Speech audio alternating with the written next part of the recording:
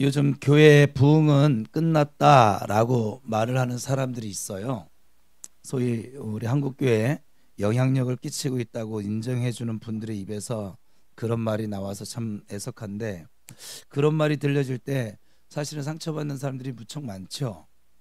현재 우리나라 이 교회 현황을 살펴보면 80% 이상이 미자립 교회입니다. 개척 교회라 할 수 있어요. 우리 주변이 거의 대부분의 교인들이 50명 미만이라는 것이죠. 우리 교회도 지금 아직 50명 미만인데 이 10명 미만의 교회도 아주 수두룩합니다. 그러한 교회들의 한결같은 열망 무엇일까요?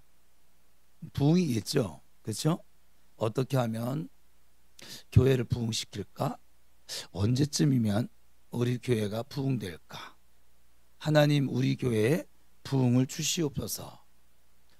지금 이 말씀 가운데 부흥이란 단어가 계속 나올 건데, 이 부흥은 우리 예전에 부흥회 할 때 현수막 예전 분들은 기억나시죠? 뭐라고 써져 있었어요? 큰 글씨로 심령 대부흥성회. 이 부흥은 우리는 꼭 숫자를 가지고 부흥이라고 표현을 하더라고요. 이제 우리 선배 목사님들이 그렇게 만들어 버렸기 때문에 뭐 어쩔 수 없긴 한데, 그것도 부흥 맞아요. 뭐 더 많아지는 거니까. 그런데 성경에서 말하는 부흥은 우리의 이 속사람이 강건케 되어지는 거예요. 죽었던 자가 살아나는 거예요. 넘어졌던 자가 일어나는 게 부흥이에요. 여러분 모두 부흥 되시길 바랍니다. 여러분의 가족들도 부흥 되시길 원합니다. 근데 교회 부흥이 그래서 매일매일 기도의 제목입니다. 매일매일 부흥 때문에 고민을 하고 어찌 보면 좀 마음 편할 날이 없어 보이는 것도 사실입니다. 그런데 이 이름 있는 목회자들이, 이 영향력 있는 신학대 교수들이 공개석상에서 이제 한국교회는 부흥은 끝났다라고 주장을 하니까 이 개척교회 목회자들과 이 성도들의 부흥에 대한 열망에 아주 찬물을 끼얹는 셈이 되었고, 또 실망해서 많은 분들이 부흥에 대한 소망을 잃어버린 꼴이 되었습니다. 참된 리더는요, 환경을 보고 말하는 사람이 아니에요. 환경을 보고 말하는 건 리더가 아니어도 할 수 있어요. 그렇죠? 안 그래요? 여러분들도 할 수 있잖아요. 참된 리더는 환경을 보고 말하는 것이 아니라 하나님의 뜻을 찾아서 말해야 합니다. 환경은, 우리가 지금 만나고 있는 환경은 부흥이 어려울지 모르지만 아버지 하나님의 뜻은 부흥입니다. 오늘도 지금 부흥시키고 계십니다. 그렇다면 부흥은 반드시 당연히 이루어집니다. 환경이 부흥을 주고 안 주고가 하는 것이 아니라 하나님의 뜻이기에 부흥은 너무나도 당연한 것입니다. 하나님의 뜻, 하나님의 계획은 하나님께서 이루시기 때문에 그렇습니다. 하나님께서 교회 부흥을 이루시기 위해서 하신 일이 무엇입니까? 우리 지금 지난 몇 주 동안 살폈어요. 스데반 집사를 피 흘리게 하셨습니다. 기독교 최초의 교회이고 성령 충만했던 예루살렘 교회에 큰 핍박을 주셔서 교회를 흩어버리셨습니다.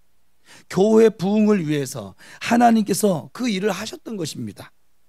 이처럼 하나님은 교회 부흥을 간절히 소원하고 계십니다.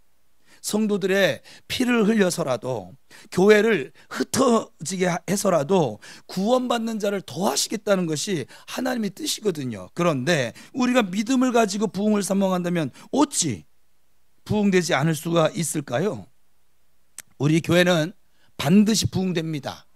한국의 5만 교회가 반드시 부흥됩니다. 하나님의 뜻이기에 부흥은 꼭 이루어지고야 맙니다. 우리 교회 놀라운 부흥의 역사가 일어남을 믿으시기 바랍니다.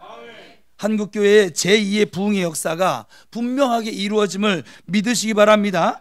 하나님께서 교회가 부흥될 수 있도록 모든 방법을 다 동원하실 것입니다. 어제 토요기도에 외부 목사님들이 2분이 더 오셨어요. 제가 요즘 목사님들을 위해서 한 대여섯 분들을 위해서 기도하고 있어요. 우리 교회 목사님들 뿐만 아니라 기도를 하고 있어요. 이제 하나님이 목사님들만을 교회인데 그 목사님들이 섬기는 교회 이름까지 제 입에서 나오기 시작했더라고요. 기도해요. 어제 저녁에 그 2분 목사님하고 다 통화를 또 했어요. 토요기도 마치고 밤 10시에. 그러면서 다시 힘을 불어넣어줬어요. 힘들고 어렵거든요. 개척교회라서. 훈련 중에 있으니까 어려워요. 통화하면서 하나님이 함께 하십니다. 근데 우리 교회 와서 기도에 와서 그 하나님의 사랑을, 제가 지쳐서 이 교회를 그만둬야 되나 말아야 되나 그런 고민과 갈등도 있었었는데, 다시 하나님께서 용기를 주셔서 하나님 바라보고 하나님의 교회를 세워나갈 것입니다. 또 그런 고백도 하세요. 여러분, 하나님의 뜻은 교회를 통해서 영혼을 살리는 것에 있습니다. 이것을 반드시 믿으셔야 돼요. 여러분의 은혜를 주십니까? 그러면 은혜만 누리라고요? 아니요. 그 은혜로 영혼 살리라고요. 교회를 세우라고요. 그래서 주시는 것이에요. 나 혼자 복 받고 은혜 받고 잘 먹고 잘 살아, 그것이 아니라고요. 이 하나님의 뜻을 주님 부르시는 날까지 잊지 마시길 바랍니다. 그래서 사실은 앞에 있는 목사뿐만 아니라 모든 성도들에게 사명이 예수 믿는 순간 저절로 주어져 있어요. 성령을 받는 순간 저절로 주어져 있어요. 이 사명이 없잖아요. 성령을 주실 이유가 없어요. 그냥 예수 믿고 구원받게만 하시면 끝이에요. 그럼 구원판 거예요. 사명이 없다 성도가 구원파예요. 나 구원받았네, 너 구원받았네, 우리 구원받았네, 그걸 끝이잖아요. 하나님 왜 구원하셨습니까? 왜 우리에게 은혜 주십니까? 왜 우리에게 은사를 주시고, 우리에게 왜 무엇 때문에 복을 주시고 물질을 주시고 건강을 주시고 시간을 주시고 왜 주실까요? 사용하라고요. 주저앉아 있지 말고 사용하라고요. 맨날 나 외치면서 살지 말고, 맨날 내 문제만 골똘히 생각하지 말고, 하나님을 사랑하면 이웃도 좀 사랑해 보라고요.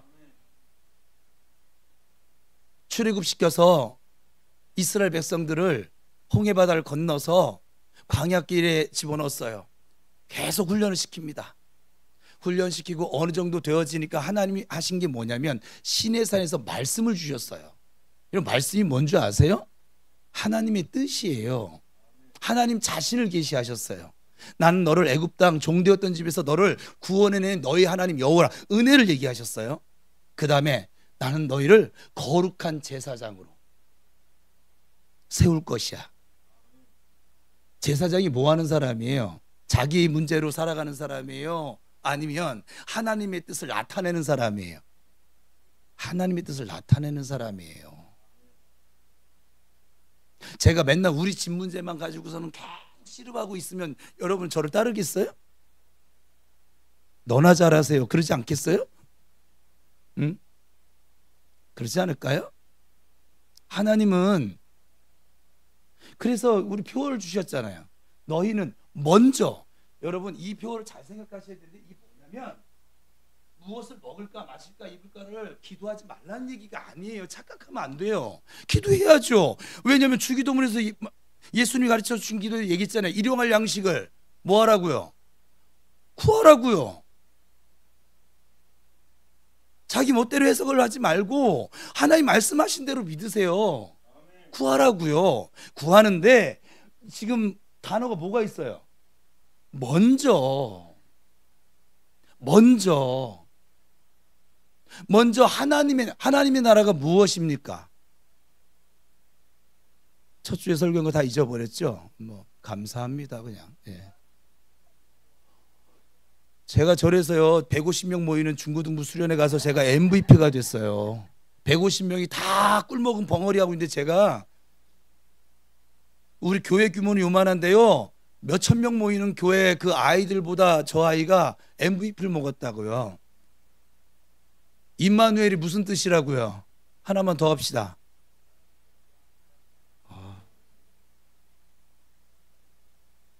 정말 감사하죠. 감사합니다. 그러니까 하나님의 뜻을 먼저 구하라는 거예요.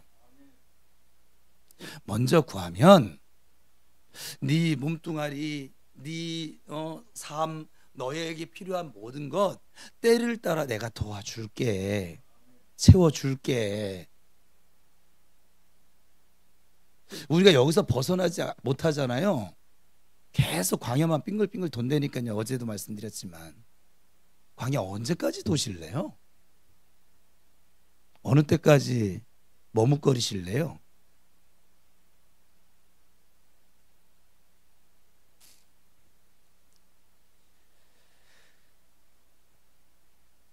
포르투갈의 어느 교회에서 개 한 마리가 3년 동안 예배를 드렸대요. 저는 개를 좋아하거든요. 제가 개띠라서 뭐 띠가 뭐 중요하지는 않지만 저는 개를 좋아합니다. 저는 고양이는 별로 좋아하지 않아요. 성도들도 고양이과 신앙을 가진 사람 뭐 제가 섬기는 것뿐이지 그렇게 좋아하지는 않아요. 9번을 잘해주다가 한 번 잘못하면은 아주 그냥 은혜도 모르고 9번을 잘 못하다가도 한 번 잘해주면 그것이 너무나 큰 은혜로 여겨져서 감사할 줄 아는 성도, 사람 참 예쁘죠. 멋있죠. 멋있으라고 예수 믿는 건 아니에요. 그러나 적어도 배은망덕하며 살지는 말아야죠. 하나님께. 그죠? 남에게 대접받고 싶은 대로 너희도 남을 대접하라 말씀하시잖아요. 하나님께 대접받고 싶으시죠, 여러분? 대접받기 싫으세요? 저는 하나님께 하나님의 아들로서 목사로서 대접받고 싶어요. 그래서 저는 심는 거예요. 하늘나라가 대접받을 거거든요. 저는 부끄러운 꽃갈 모자 쓰고 구원받고 싶지가 않아요. 의의 면류관, 생명의 면류관, 빛난 면류관 쓸 거거든요. 그 소망이 저에게 있어요. 그래서 미친놈처럼 이렇게 사역을 하고 있는 거예요. 지금 목사님들이 우리 교회 많이 오고 계시, 앞으로 더 올 것 같아요. 하나님께서 뭐 그렇게 말씀하시니까 목사님들이 와가지고 놀랍니다. 우리 교회를 보고, 이 작은 교회를 보고 놀래요. 여기가 뭐 몇천 명 모이는 교회도 아닌데 놀랍니다. 목사님 목회를 어떻게 이렇게 하실 수가 있어요? 저의 목회가 아니니까. 누구 목회니까요? 하나님의 목회니까. 저는 부목사예요. 부목사지만 교회를 하나님이 저한테 하나님의 대행자로 이 자리에 세워주셨을 뿐이에요.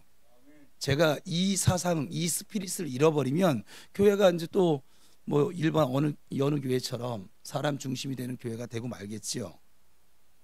이렇게 목회를 해도 여전히 사람 중심의 교회로 자꾸 세우려고 하는 악한 세력들이 있어요. 있더라고요. 내가 여전히 주인 되어져서 하나님의 뜻과는 상관없이 내 감정이 중요해요. 내 기분이 중요해요. 내 생각이 중요해요. 내 경험이 그냥 하나님의 뜻이라고 외쳐대요. 아니요, 여러분 따라합시다. 예수는 말씀대로 믿는 것이다. 또 한 가지 얘기했어요.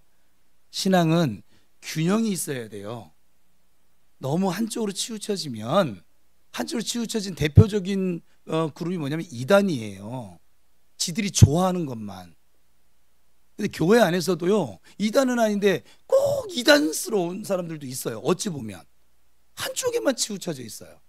하나님 언제 이것만 얘기합니까? 이것도 얘기하죠. 이 모든 걸 아우러서 은혜라고 하는 것이죠. 그렇죠?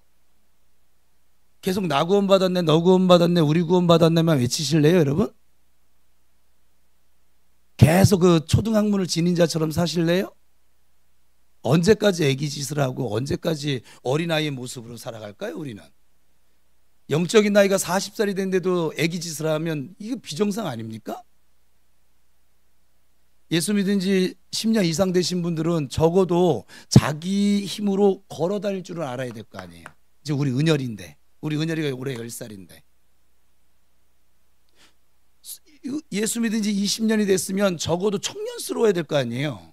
우리 뭐 은하나 뭐 그렇지 않을까요? 자기가 한 말, 자기가 한 행동, 자기가 하는 모든 것에 책임을 질 줄 알아야겠죠. 성도로서의 책임도 질 줄 알아야겠죠. 그죠? 30살이 30년 믿었어요. 이제 한 가정을 이렇게 책임지는 그 나이가 됐잖아요. 나는 싫지만 우리 가정을 살리기 위해서 책임적 존재로 살아가야 되겠죠. 뭐 성도도 마찬가지인 거죠. 그래야 안 그래요? 우리가 이렇게 하지 못할 때 예전 어른들이 이런 말을 했는데 나이값 못한다고. 성경에도 나와요. 사도 바울을 통해서. 어느 때까지 어린아이로 초등학문에 머물러 있고 어느 때까지. 예수님도 그랬죠. 어느 때까지 너희들이 머뭇거리려고 하느냐. 뒤로 물러가 침륜에 빠질 자 되지 않게 되기를 바랍니다. 이 포르투갈의 이 개가요, 예배 시간마다 무려 26km, 어마어마한 거리죠. 26km나 떨어진 곳에서 교회까지 달려와서 예배를 드렸는데, 사람들이 일어서면 개도 일어서고 앉으면 같이 앉으면서 예배를 드렸다고 합니다. 실제로 이 사실이 소문이 나서 구경꾼들이 막 몰려드는 거 신기하니까, 우리 소리는, 우리 고양이가 있잖아요. 우리 교회 고양이가 있어요. 주희가 지금 양육하고 있는 소리라고 하는 아이인데, 소리야 로마서 읽을까? 야옹. 이런 애도 있어요. 그 바람에 그 교회는 부흥되어졌답니다. 여러분, 하나님께서 부흥시키고자 하시면 어떤 방법을 동원해서라도 부흥시키십니다. 하지만 그럼에도 불구하고 우리가 만나고 있는 현실은 참 부흥이 어려운 상황이긴 합니다.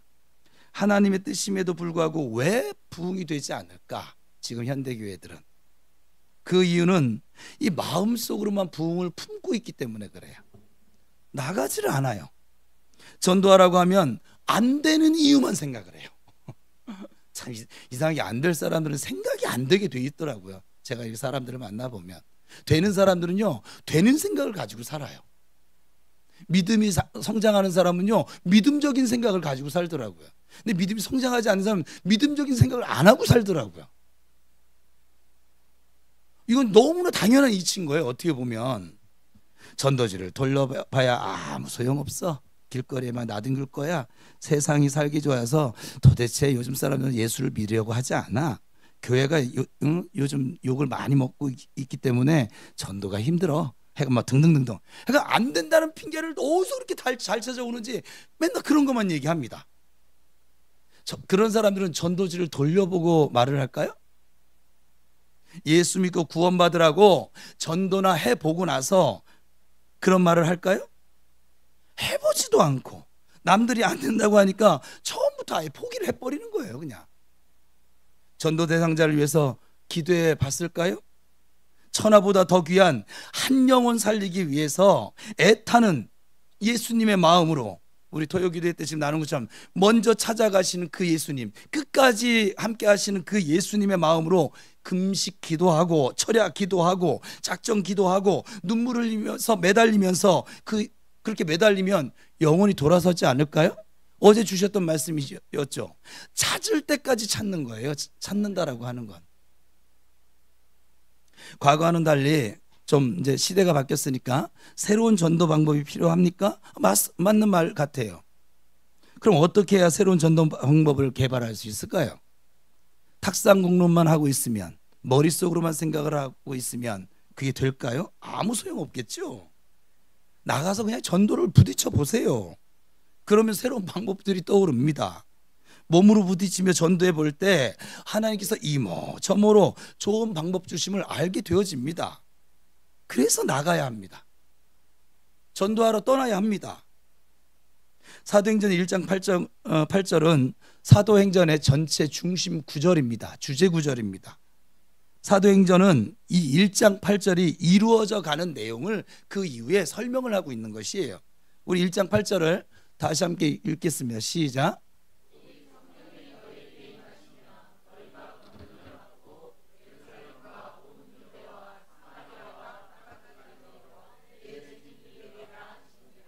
여기에 땅끝까지 이르러, 이 말은 땅끝까지 가라는 말이죠. 그죠? 마태복음 28장 19절을 같이 읽겠습니다. 시작. 그러므로 너희는 가서 모든 민족을 제자로 삼아 아버지와 아들과 성령의 이름으로 세례를 베풀고. 가서라고 명령을 합니다. 가야 합니다. 가만히 앉아서 부흥을 사모하고 외쳐봐야 소용없습니다. 기도했으면, 믿고 기도했으니까 그러면 나가서 전해야 열매를 거두게 됩니다. 환경이 나빠서 부흥되지 않는 것이 아니라 가지 않기 때문에 부흥되지 않는 것입니다. 이것이 교회적 숫자적으로 본다면, 개인적인 교회 성전으로 보면 가서 무릎 꿇고 기도해야 합니다. 머리로 생각만 해서는 이 심령의 부흥이 일어나지 않습니다. 가서 성경 읽어야 합니다. 가서 말씀을 읽고 듣고 지켜도 순종도 해보셔야만 합니다. 그래야 이게 하나님의 말씀인지 아닌지 알 거 아니겠어요. 이게 살아있는 것인지 책 속에 갇혀있는 말씀인지, 책 속에 갇혀 계신 하나님인지, 지금 나와 항상 함께하고 계신 임마누엘 하나님인지 순종을 해봐야, 맛을 봐야 할 거 아니겠어요. 그죠? 여러분, 우리 교회가 부흥되길 소원하십니까? 예, 아멘 안 하신 분들은 참 복 받으세요. 그러면 여러분 모두가 전도하러 나가시기 바랍니다. 전도 열심히 하는 교회 치고 부흥되지 않는 교회 없습니다. 반대로 가만히 앉아 있는데도 부흥되는 교회가 없습니다. 나가서 열심히 외치는 교회가 부흥될 것입니다. 하나님의 최대 관심은 뭐라고 했어요? 영혼 구원이라고 했어요. 저 하나님의 최대 관심 때문에 저와 여러분이 지금 이 자리에 앉아 있는 거예요. 하나님의 저 관심 때문에 저와 여러분이 예수를 믿게 된 거예요. 누군가 나에게 저 예수를 전해 주었기 때문에 우리가 지금 믿음을 가지고 사는 거예요. 전하는 자가 없이 어떻게 들을 것이고, 듣는 자가 없는데 어떻게 믿을 거냐고요. 그렇죠? 전하는 자가 있으니까 우리도 믿은 거라니까요. 저에게 전도 열심히 한 친구가 있어요. 또 저에게 열심히 전도한 어머니가 계세요. 이번에 그러대요, 하나님이. 정 목사의 이 목회는 김종려 권사 어머니의 기도가 이루어지고 있는 것이래요. 누군가 기도하고 기도만 한 것이 아니라 예수 믿자, 예수 믿자, 예수 믿어야 살았다. 누군가 나한테 외쳐줬으니까 내가 지금 예수를 믿고 있잖아요. 그럼 여러분들은 왜 가만히 앉아 계세요? 왜 이 꼭 다물고 계세요? 왜 자기 잘난 척만 하고 살고 계세요? 예수 믿으라고 전하세요. 여러분, 예수 믿으니까 좋으세요? 근데 왜 안 전하세요? 여러분, 어디 음식점 가서 좋은 음식 먹으면 가족들 생각이 나요, 안 나요? 안 나는 사람은 인간도 아니야, 해간. 집에만, 그런 사람들이 전도를 안 하는 거예요. 집에만 중요한 거야. 지 욕심 이루는 것만 좋은 거야. 지가 가서 지른다. 자기가 가서 맛있는 거 먹었어. 그러면 사랑하는 사람이 떠오를 것이고, 그 사랑하는 사람에게 집에 돌아가서 어때요? 지금 당장 가지는 않았지만 어떡합니까? 다음에 같이 가자. 내가 꼭 사줄게. 어떤 사람은 또 나 사줘, 이런 사람도 있긴 하는데, 뭐 사달라고 하든지 사주라고 같이 가자. 여러분, 예수 믿는 맛이 좋으십니까? 예수 믿어서 의와 평강과 희락을 누리십니까? 근데 왜 다른 사람에게 전하지 않습니까? 좋다면서요. 아, 좋은 거니까 나만 먹어야 되죠. 산삼 같으니까. 예. 그러니 우리의 최대 관심과 우리가 가장 힘써야 할 일도 사실은 영혼 구원입니다. 이 영혼 구원에 관심이 없는 사람은 예수를 잘못 믿고 있는 사람이에요. 복음을 잘못 이해한 사람이에요. 그 사람이 가지고 있는 믿음은 자기 믿음일 가능성이 너무나 커요. 하나님의 뜻과 상관없이 하나님이 왜 복음을 줬는데, 왜 하나님이 인간의 몸을 입고 이 땅에 왜 오셨는데, 무엇 때문에 오셨는데, 무엇을 이루기 위해서 오셨는데, 나에게 은혜를 왜 주셨는데, 나로 하여금 왜 회개하게 하시고, 왜 기도하게 하시고, 왜 성경 읽게 하시는데, 왜 이렇게 예배 드리게 하시는데, 하나님이 이유가 없는 사람인 거예요.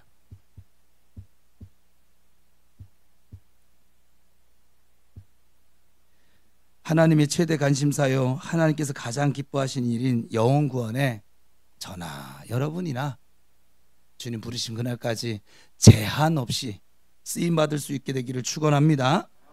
하나님이 가라 하면 가면 됩니다. 내가 전도할 준비가 덜 됐고 전도할 자격이 갖춰져 있지 않다 해도 하나님께서 명령하시면 가는 것이 그리스도인입니다. 하나님의 일은 모든 것을 갖추고 난 뒤에 하려고 하면 평생 또 못할걸요. 아마 평생 못할 거예요. 하나님의 일은 내가 하는 것이 아닙니다. 하나님의 일이기에 하나님이 해주십니다. 내가 일하면 그것은 하나님의 일이 아니고 나의 일입니다. 출애굽을 시킨 것이 모세가 한 일입니까? 아니요, 하나님이 다 하셨습니다. 그러면 가나안 정복은 여호수아가 했습니까? 아니요, 하나님이 다 하셨습니다.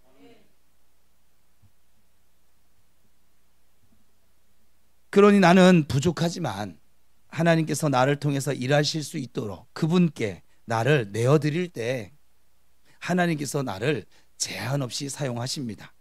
내가 약하고 부족함을 느낄수록 하나님께서는 그 부족한 요소들을 마음껏 채워주십니다.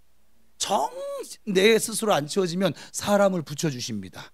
그것도 안 되면 물질도 붙여주십니다. 환경을 조성해 가십니다. 내가 강하다고 생각하면 내 안에서 하나님은 약해지겠죠. 내가 일하겠다고 하면 하나님께서는 잠잠하시겠죠. 어디 한번 해봐 네가. 저와 여러분은 이모저모로 부족한 뿐입니다. 그러나 가라 라고 하는 명령에 순종하기만 하면 하나님께서 우리의 부족함을, 연약함을 다 채워주시는 우리 아버지심을 믿습니다. 그러므로 부족할지라도 좀 전도의 열정을 좀 가져보십시오. 하나님은 그런 사람을 크게 사용하십니다. 전 세계에 복음화는 하나님의 뜻이기에 반드시 이루어질 것입니다. 그리고 그 과정에서 누군가가 도구로 사용되어집니다. 그렇다면 여러분과 우리 교회가 이 도구로 쓰임받는 복을 누리실 수 있기를 축복합니다. 예루살렘 교회에 큰 핍박이 왔습니다. 사도들을 제외한 모든 사람들이 유대와 사마리아 각지로 흩어졌습니다. 흩어진 그들이 무엇을 했습니까? 가서 복음을 전하는 일이었습니다. 그중 대표적인 사람이 이 7 집사 중에 한 사람인 빌립입니다. 오늘 본문에 등장한 이 빌립은 사마리아 성으로 갔습니다. 8장 5절을 보시면 빌립이 사마리아 성에 내려갔다라고 기록을 하고 있습니다. 가서 복음을 전했습니다. 그리고 전파하는 과정 속에 기적들이 수없이 나타났습니다. 귀신이 물러가고 질병들이 치료되어졌습니다. 그러한 결과로 사마리아 성의 모든 사람이 다 예수를 믿고 세례를 받았습니다. 그 중에 마술사 시몬도 포함되어져 있었습니다. 그리고 오늘 본문으로 이제 이어진 거예요. 오늘 본문 14절 같이 읽겠습니다. 시작.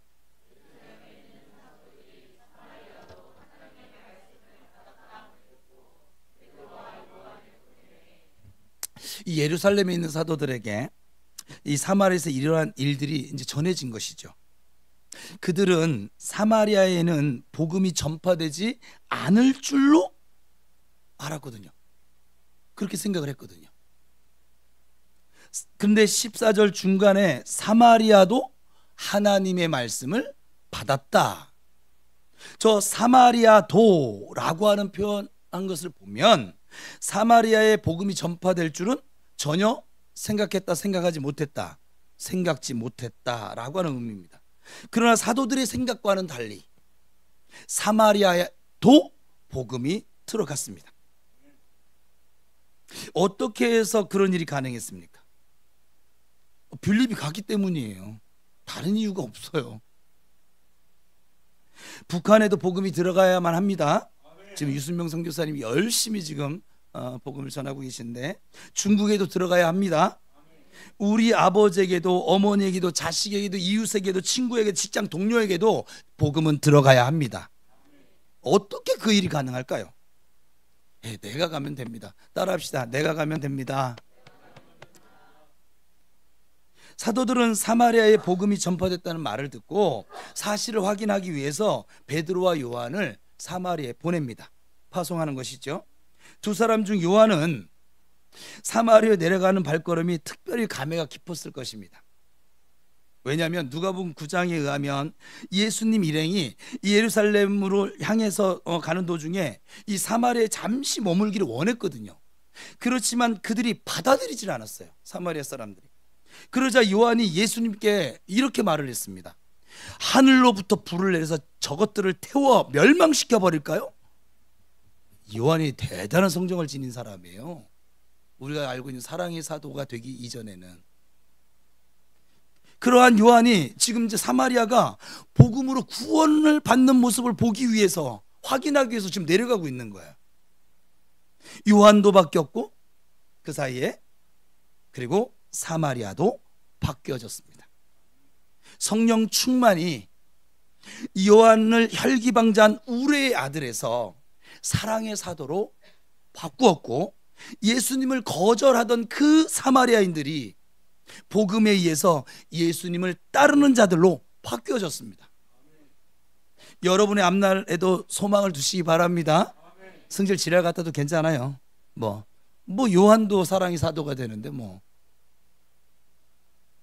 오죽하면 우레의 아들이라고 별칭이 붙었겠어요.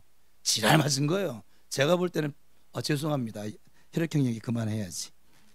제가 알아서 좀 다 들렸죠. 네. 괜찮아요. 제 혈액형은 뭐냐? A형도 B형도 O형도 다 복음으로 말미암아, 말씀의 능력으로 말미암아, 성령의 능력으로 말미암아 예수형이 될 줄로 믿습니다. 우리의 믿음은 점점 좋아질 거예요. 하나님을 향한 사랑이 점점 더 커질 거예요. 칭찬 듣는 일꾼으로 분명히 바뀌게 되어져 갈 거예요. 그러니 지금 내 모습이 좀 부족하다고 해서 실망할 필요도 사실은 없습니다. 베드로와 요한은 사실 그 12사도 중에서 늘 함께 했거든요. 12사도가 있었지만 베드로와 요한은 서로에게 가장 가까운 동역자였어요. 왜냐면 승질 지랄 맞은 게 또 두 분이 같으세요. 베드로는 막 그냥 막 말고에 귀를 막 내려치고, 해간 똑같아요. 내가 보니까 원래 끼리끼리 모이게 돼 있어요. 이게 항상 함께하면서 서로를 도와주고 서로에게 큰 힘이 되어주는 그들. 여러분도 서로에게 좋은 동역자가 되어주고 또 좋은 동역자를 만들어 가시기를 바랍니다. 목사의 좋은 동역자가 되십시오. 교우 성도들 간에도 좋은 동역자를 만드십시오. 기도하러 혼자 가기 어렵습니다. 그런데 기도의 동역자가 있다면 쉽게 다닐 수 있어요. 전도하고 싶지만 또 혼자는 또 좀 어렵습니다. 그럴 때 전도에 함께하는 성도가 있다면 얼마든지 전도할 수 있습니다. 저희 교회는 지금 금요일마다 전도를 합니다. 금요일마다 붕어빵 전도를 해요. 한 달에 한 번 모이는 건 그때 못 나오시는 분들을 위해서 만든 것이고, 금요일마다 성경을 읽어요. 1시간 동안 성경 읽어요.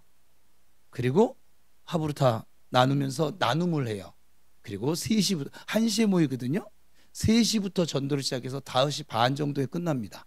그럼 끝나고 또 그냥 가느냐? 아니, 또 1층에 앉아서 또 삥둘러 앉아가지고서 또 임파테이션 하고, 그리고 전도 보고를 하고, 그리고 같이 기도하고.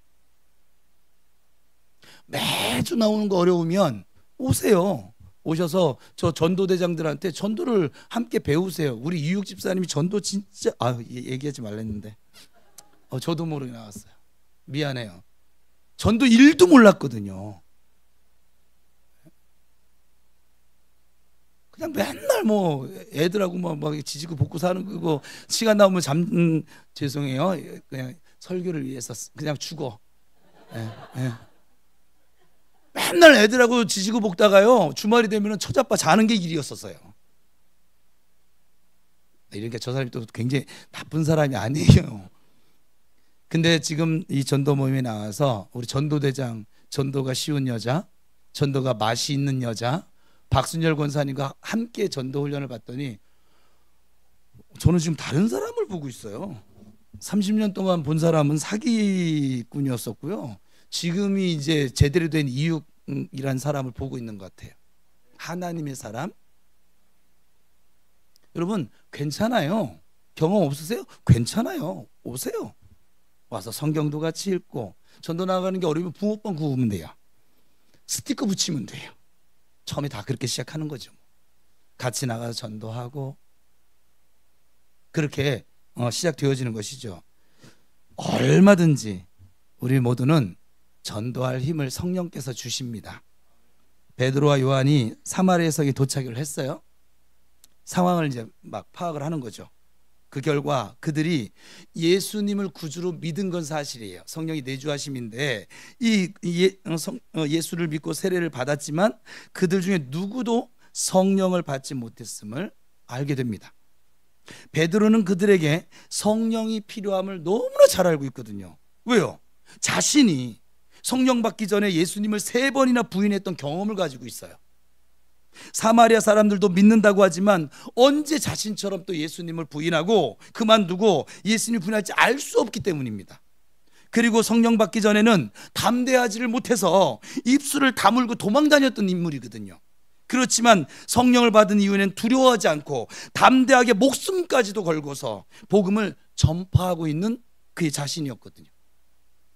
성령 받지 않고 우리 교회 다닐 수 있어요. 성령 없이 기도할 수 있어요. 성령 없이 예배할 수 있어요.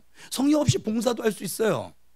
그러나 내가 기분이 좋을 때는 하지만 인생의 폭풍이 몰아치면 하나님을 떠나게 되죠.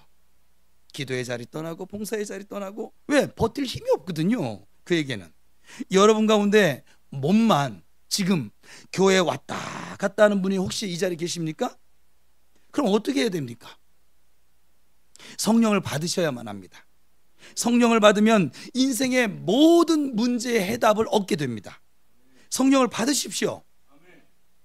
그리고 이미 받은 사람은 성령 충만을 날마다 힘입으시기를 바랍니다.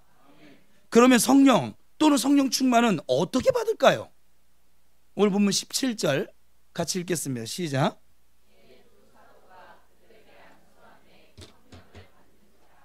안수기도에는 질병치료의 능력이 있습니다. 우리 교회는 지금 이미 나타나고 있죠. 지난주 수요일도 그랬고 지금 우리 교회에 나타나고 있는 현상이에요. 근데 그것보다 더 중요한 것은 안수기도를 통해서 성령이 임한다는 거예요. 안수기도를 통해서 성령 충만을 받을 수 있다는 거예요. 그렇다고 해서 안수기도를 받을 때마다 그러한 일들이 항상 나타나냐? 그렇지는 않습니다. 또한 사도행전 10장 44절을 보면 베드로가 설교를 할 때 듣는 사람들에게, 그러니까 설교를 듣는 사람, 말씀을 듣는 사람들에게 성령께서 임하셨습니다. 그러니까 말씀을 들을 때 성령이 임하고 성령 충만도 임합니다. 하나님의 말씀은 제한 없는 능력이 있기 때문에 여러 가지 역사들이 나타날 수 있습니다.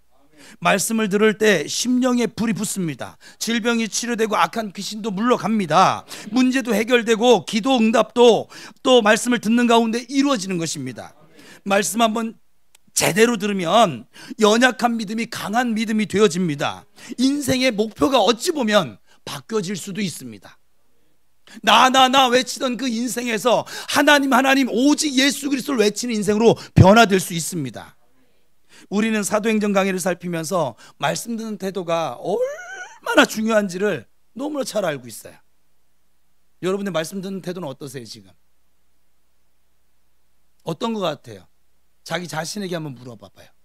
난 지금 말씀을 어떤 태도로 듣고 있는가? 하나님 앞에 계십니까? 사람의 말로 받지 않고 하나님의 말씀을 듣고 계십니까? 여전히 말씀을 들으면서도 저거는 틀렸고 저거는 옳고 이 짓거리 하고 계십니까 혹시?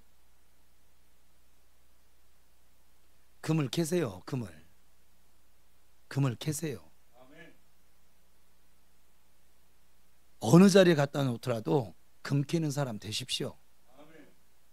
그럼 부자 될 거 아니에요. 영혼의 부자, 생명의 부자. 베드로의 설교를 들었던 사람들과 스데반의 설교를 들었던 사람들의 자세는 아주 극과 극의 자세였죠. 그러니 말씀을 받은 결과도 극과 극일 수밖에 없는 것이죠. 심은 대로 거두는 것이니까. 한쪽은 회개를 해서 세례를 받습니다. 한쪽은 스데반을 죽이고 말았습니다. 말씀을 대할 때 말씀하옵소서 주의 종이 듣겠나이다의 자세로 항상 주님의 말씀 앞에 나를 겸손하게 낮추시기를 바랍니다. 그리하여 항상 성령 충만한 그리스도인들이 되시기를 주님의 이름으로 축복합니다. 정신 차려 들은 한 번의 설교가 여러분의 평생을 좌우할 수 있습니다. 그러면 성령 받았음을 어떻게 할 수 있을까요? 우리는 방언이 나타나고 능력을 행하고 병든 자를 치료하고 영안이 열리고 뭐 그렇게 등등으로 증명되어집니까? 물론 그런 현상들이 나타날 수도 있습니다. 그러나 나타나지 않을 수도 있습니다. 갈라디아서 5장 22절에서 23절을 보시면 우리가 성령 받았는지 안 받았는지 확실히 알 수 있는 방법이 나와 있어요. 그럼 뭐냐면 같이 읽겠습니다. 시작.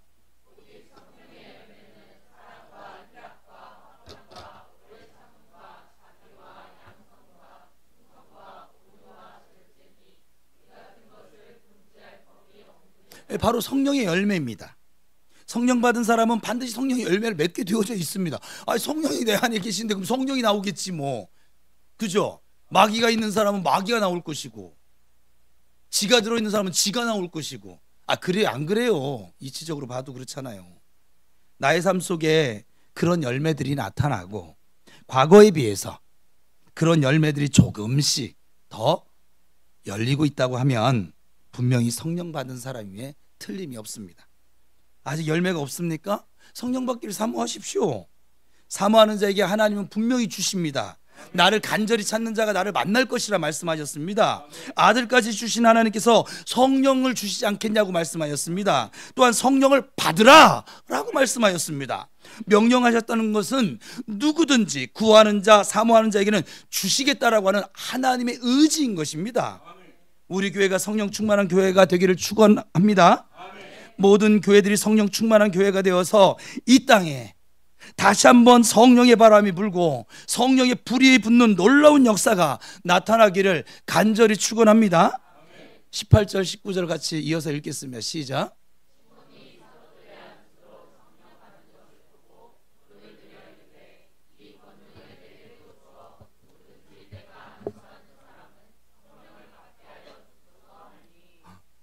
재밌죠? 근데 오늘날도 저런 생각을 가지고 신앙생활 하는 사람들이 있더라고요. 이게 사도들의 안수로 그들이 성령 받는 것을 보고 이 마술사 시몬이 돈을 주면서 자신에게도 그런 능력이 나타나게 해달라고 부탁을 합니다. 돈으로 할 수 있을까요? 돈으로 모든 일을 할 수 있는 것처럼 하나님의 일도 돈이면 다 할 수 있습니까? 돈이면 무엇이든 가능하다는 이 시몬의 태도는 꼭 시몬의 모습일까요? 꼭 우리 시대의 모습이고 또 교회도 그런 모습을 닮아가고 있는 것도 사실이긴 합니다. 돈이 왕입니다. 돈이 최고입니다. 뭐니 해도 머니가 최고입니다. 돈으로 권력을 사고 정치를 삽니다. 돈이 있는 곳에 재능 있는 사람들이 몰려지고 멋있고 예쁜 사람도 몰립니다. 심지어 돈이면 미운 얼굴도 예쁜 얼굴로 고치고 남자를 여자로 고치기까지 하는 세상입니다. 그러니 돈을 위해 싸우고 죽이고 사기치고 하는 것입니다. 밤잠을 자지 않고 돈을 버는 것입니다. 일확천금을 위해 복권을 사고 도박에 빠지는 이유입니다. 돈이 많으면 든든하고 행복합니다. 그러다 보니 교회 안에서도 이 세상 이 풍조가 교회 안에도 들어와서 교회 안에서 돈이면 최고인 것처럼 인식이 되어져 가고 있는 것도 사실입니다. 그러나 교회가 돈 따라가는 것은 아주 비극 중의 비극입니다. 왜 그렇습니까? 돈을 사랑함이 일만하게 뿌리이기 때문에 그렇습니다. 하나님께서는 선하신 분이십니다. 그러나 돈은 모든 악의 근원입니다. 극과 극입니다. 하나님과 재물을 겸하여 섬길 수 없다라고 말씀을 하셨습니다. 하나님이 주인이시던가 내 인생에, 아니면 돈이 주인이던가 둘 중에 하나입니다.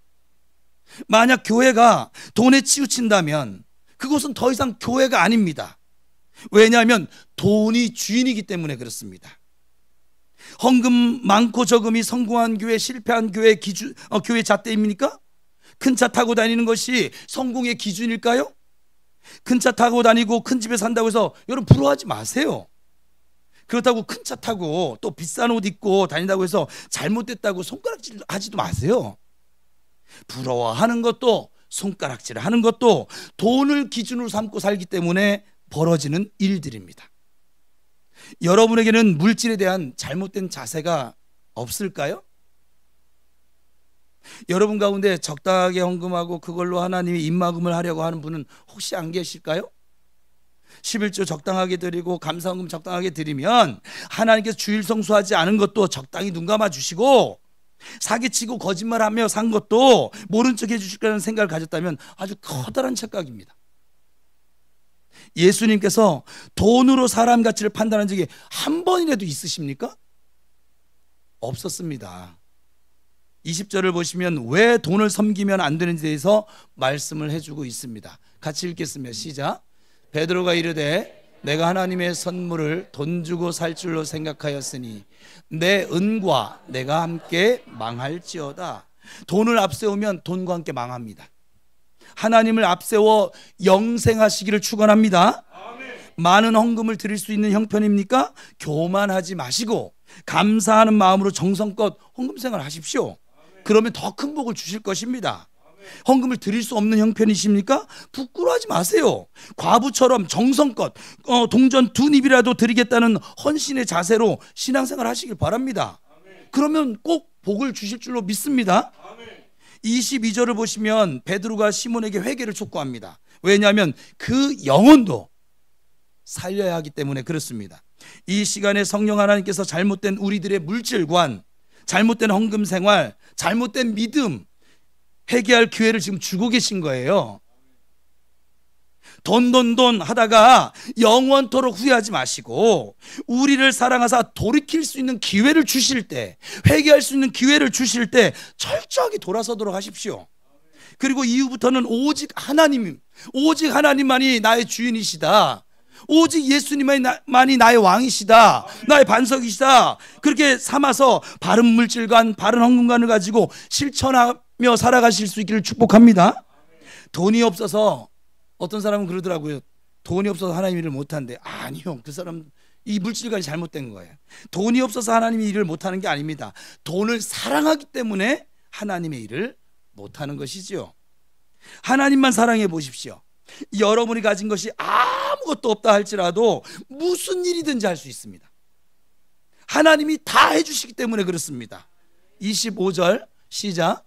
두 사도가 주의 말씀을 증언하여 말한 후 예루살렘으로 돌아갈새 사마리아인의 여러 마을에서 복음을 전하니라. 사도들이 예루살렘으로 돌아가면서 이 사마리아 곳곳에 들려 복음을 전합니다. 오직 복음만을 사랑하는 이 사나이 중에 이 사나이들, 이게 사나이죠. 오직 영혼 구원만을 위하는 이 그리스도인 중에 그리스도인들이죠. 오직 가서 전파라는 주님의 명령에 목숨 걸고 순종하는 제자 중에 제자들인 이 베드로와 요한. 사랑하는 여러분, 오늘 여러분이 이 시대에 베드로와 요한이 되어지시기를 간절히 축원합니다. 이 시간도 주님께서는 복음이 뭐라고 그랬어요? 복음이 뭐예요? 예수 그리스도. 이 복음 확장을 위해서 가라라고 명령을 하십니다. 지금 주님의 음성에 응답하실 수 있기를 축복합니다. 누가 사마리아로 갈 수 있을까요? 누가 이웃에게로 가겠습니까? 같이 고백하겠습니다.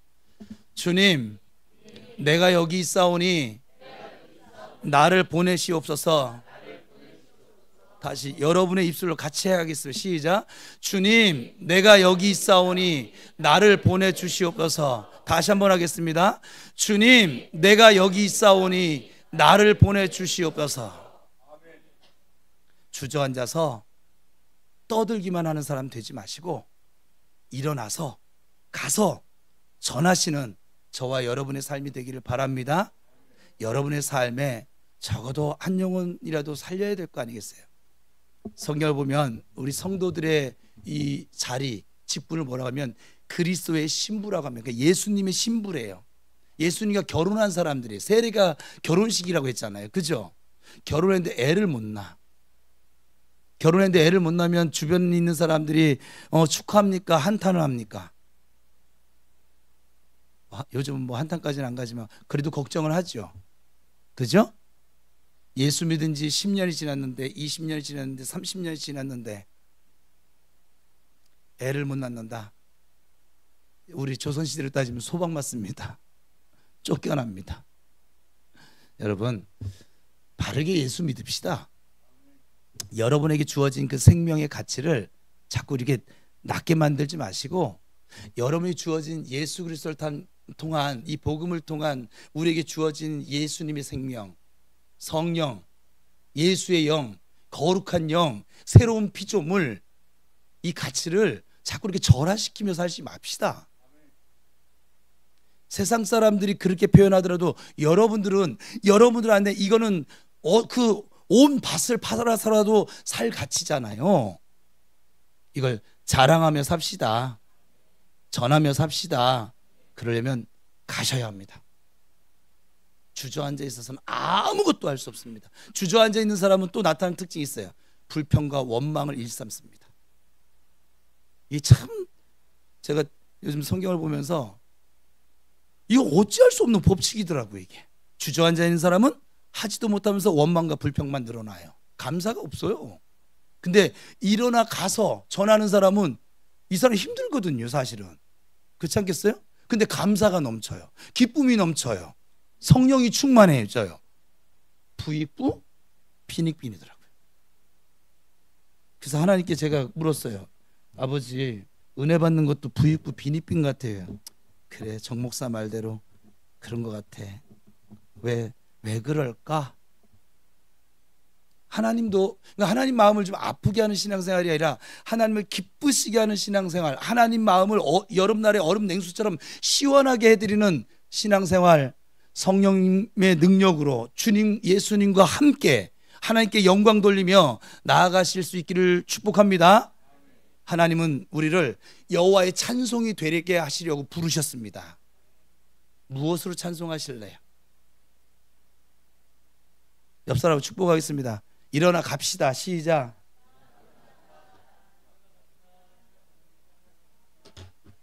다시 한번 축복하겠습니다. 언제까지 주저앉아 있을래요? 시작. 기도하겠습니다.